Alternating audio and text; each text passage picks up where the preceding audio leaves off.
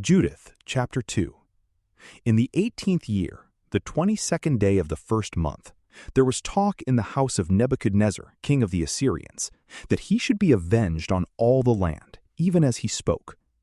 He called together all his servants and all his great men, and communicated with them his secret counsel, and with his own mouth recounted the wickedness of all the land. They decreed to destroy all flesh which didn't follow the word of his mouth. It came to pass, when he had ended his counsel, Nebuchadnezzar, king of the Assyrians, called Holofernes, the chief captain of his army, who was second to himself, and said to him, "The great king, the Lord of all the earth, says, Behold, you shall go out from my presence, and take with you men who trust in their strength, to 120,000 footmen and 12,000 horses with their riders. And you shall go out against all the west country, because they disobeyed the commandment of my mouth. You shall declare to them that they should prepare earth and water, because I will go out in my wrath against them, and will cover the whole face of the earth with the feet of my army, who will plunder them. Their slain will fill their valleys and brooks, and the river will be filled with their dead until it overflows.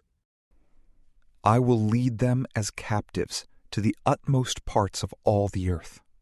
But you shall go forth and take all their coasts for me first. If they will yield themselves to you, then you must reserve them for me until the day of their reproof. As for those who resist, your eye shall not spare, but you shall give them up to be slain and to be plundered in all your land. For as I live, and by the power of my kingdom, I have spoken, and I will do this with my hand.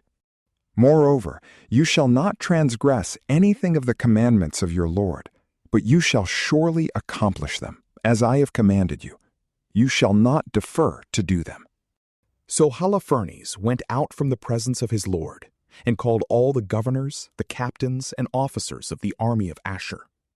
He counted chosen men for the battle, as his Lord had commanded him, to 120,000, with 12,000 archers on horseback.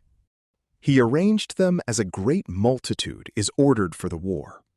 He took camels, donkeys, and mules for their baggage, an exceedingly great multitude, and sheep, oxen, and goats without number for their provision, and a large supply of rations for every man, and a huge amount of gold and silver out of the king's house.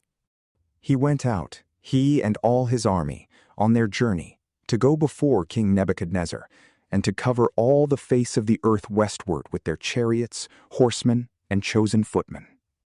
A great company of various nations went out with them, like locusts and like the sand of the earth, for they could not be counted by reason of their multitude.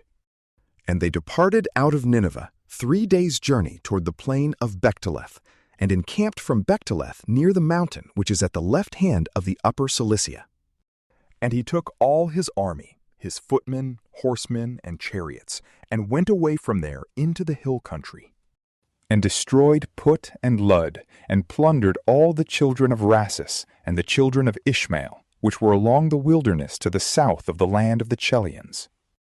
And he went over Euphrates, and went through Mesopotamia, and broke down all the high cities that were upon the river Arbanai, until you come to the sea. And he took possession of the borders of Cilicia, and killed all who resisted him, and came to the borders of Japheth, which were toward the south, opposite Arabia.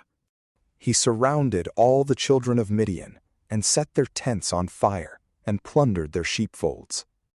He went down into the plain of Damascus in the days of wheat harvest, and set all their fields on fire, and utterly destroyed their flocks and herds, plundered their cities, laid their plains waste, and struck all their young men with the edge of the sword. And the fear and the dread of him fell upon those who lived on the seacoast, upon those who were in Sidon and Tyre, those who lived in Sur and Osina, and all who lived in Gemnaan. Those who lived in Azotus and Askelon feared him exceedingly.